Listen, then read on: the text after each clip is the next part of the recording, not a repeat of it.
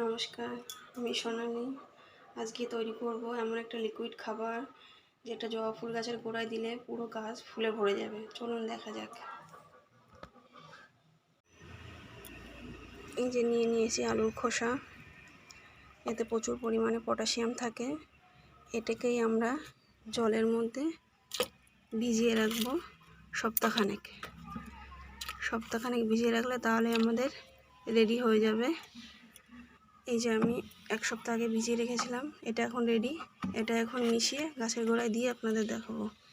এর থেকে এক মুখ তুলে এই জলের মধ্যে দিয়ে মিশিয়ে নেব। মিশিয়ে নিয়ে গাছের গোড়ায় দিয়ে দেবো। এতেই প্রচুর ফুল চলে আসবে।